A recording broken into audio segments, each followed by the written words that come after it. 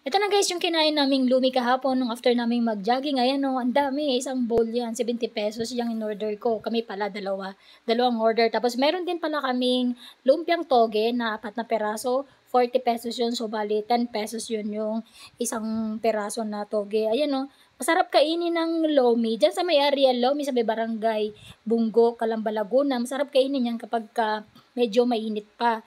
So, lasang-lasa mo talaga yung pagka-lomi niya. Tapos, meron kang nilalagay dyan na toyo na may kalamansi, may sibuyas at saka sili. So, gusto ko yung ihalo guys. Ayan o. At saka gusto ko rin kainin ng lomi ng medyo mainit pa. So, kayo ba'y nakain ng lomi? So, ayan guys, oh, ayan, ako'y mabilis na kumain or mabagal lang pala yan. So, ito ay naka-timelapse lang pala, kaya mabilis ako kumain.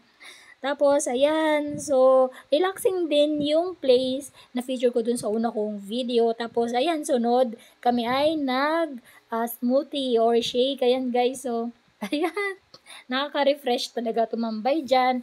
So, mga isang oras kami may gita. Ayan, si Mr. Rosso, pati siya nagkaroon ng tattoo sa mukha. Ayan, nakakatawa. So, yun sa kanya ay mango shake. Tapos, yun sa akin ay melon shake. Ayan, ang sarap, guys. As in, fresh na fruits yung nilagay nila dyan, fresh na melon. Sa bagay, 70 pesos kasi ang isang piraso niyan. So, dapat lang na fresh na fruits yung nilagay nila.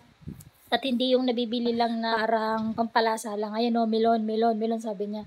Tapos nilagay ko sa pisngi ko kasi, ayan, nakaka-refresh din. Ang sarap.